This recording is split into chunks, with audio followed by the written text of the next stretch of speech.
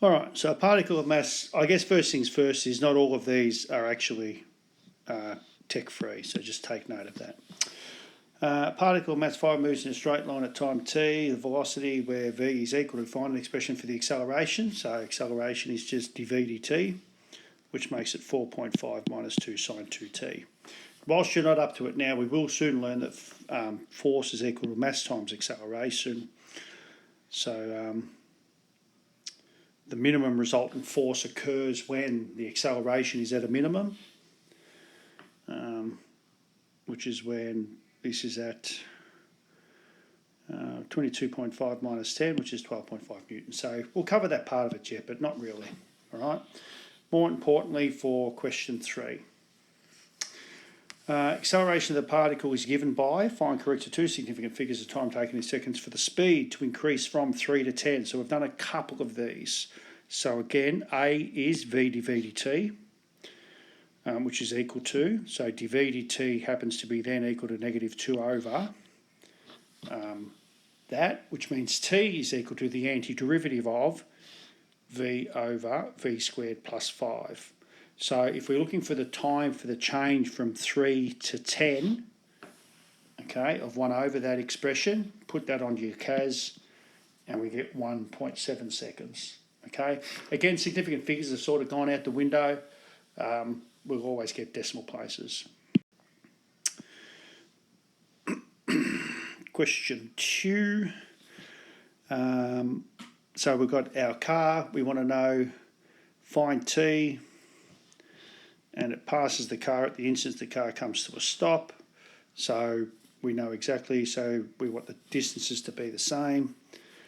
So the area of my car is the rectangle, or the square probably it looks a bit like, 24 times t, plus a half base times height, which is 60 minus t, times 24. And then the area of my rectangle is just 17 times 60. So I want to solve those two things equal to each other, and that comes out to be t is equal to 25 seconds. So definitely a nice sort of tech-free one there. Again, another one that's going to be tech active. We've got our velocity there, show that the cyclist accelerates to a speed of 8 metres per second. He accelerates for 8 seconds. So if I put a total of 12 seconds in, because that's my time. So really that statement there isn't quite right, is it? We should have a t equal to 12 there. V is equal to 12 minus 4 times tan of 12 pi on 48. Fill that in. Which gives me an 8 times tan of pi on 4. Tan of pi on 4 is 1, so it gives me my 8 metres per second. All right, so there's our velocity time graph. Find the time at which cyclist B passes cyclist A correct to the nearest tenth of a second. So let's find out where they're equal to each other. So the area of cyclist A is simply 6t. Okay, the area of cyclist B is this integral. Okay, which is the area integral from 4 to 12 of t minus 4 tan pi on 48 t dt, plus the area of the other rectangle, which is base times height, which is t minus 12 times 8. So if we're going to solve those on our CAS, we get that first part of it to be 22.893, and obviously then we get 8t minus 12 in brackets, and we end up with t is equaling 36.6 seconds. So this one's definitely tech active because you're not going to work out that integral.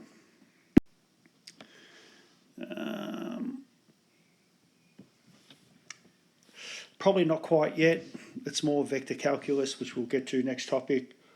But we touched on it, did we, last year, maybe?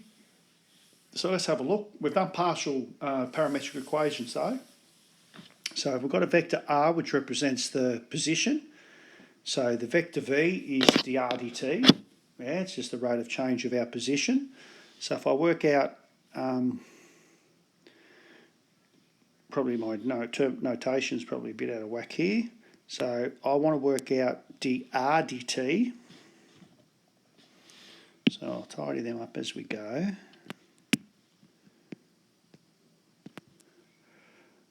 Acceleration is dv dt. So I'm not too sure. I'll just change some of those in case. So I want to work out dr dt, which is x dashed of ti plus y dashed of tj, and that's equal to v. Okay, so if that's equal to v, so that is equal to, I guess, v of t, which is just negative y plus x. So if I equate, I get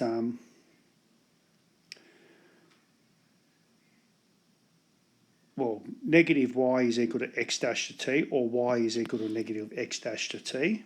So let's get the highlighter. So x dashed of t is equal to negative y, and y dashed of t is equal to x, which is what we've got over here. Okay, so if I work out dv dt, so it is a v in that question, if I work out dv dt, I end up with negative y dashed of ti plus x dashed of tj, and I know that negative y dashed of t is equal to negative x, and negative y is equal, x dashed of t is equal to negative y. So if I take the negative out the front, I get xi plus yj, which is the same as negative r. Okay, so not completely out of your reach at this stage, but it's not really something that we've looked at in detail just yet.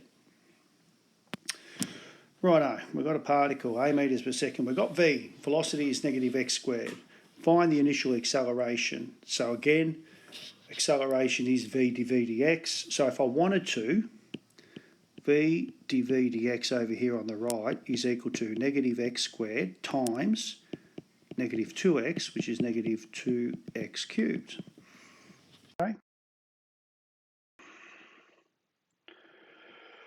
Where have I got that? Which is equal to, or positive 2x cubed, I should say, which is what we've got over here, yeah?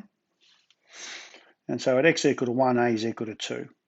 All right, so there's two ways we could do it.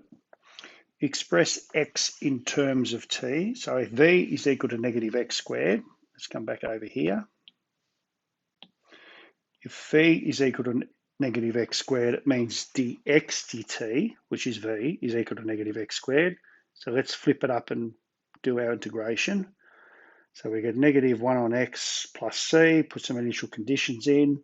So I end up with t is equal to 1 on x minus 1. So then if I rearrange and solve for x, I get x is equal to 1 over t plus 1. All right.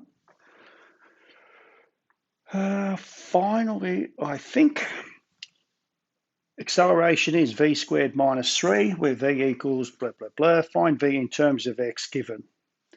So again, what have I gone for? I've gone for a is equal to v dv dx, which means then dv dx is v squared minus 3 on v. Flip them both upside down, and then we're going to integrate both sides with respect to v. Introduce a 2, bring a half out the front, so the derivative of the bottom is in the top, and we get x is equal to half natural log v squared minus 3 plus c. Put my initial condition in, which said that at x equal to 1, v was negative 2, and I soon get c is equal to 1. All right, so there's my relationship for x equals, but I want to find v in terms of x, so let's rearrange. So again, I get v squared equal e to the 2x minus 1 plus 3. So v is plus or minus that. There must be a way I'd be able to eliminate that plus or minus. So if I put x equal to 1, I should get v equal to negative 2, which means I need a negative sign out the front. All right, so that's my final answer. Done.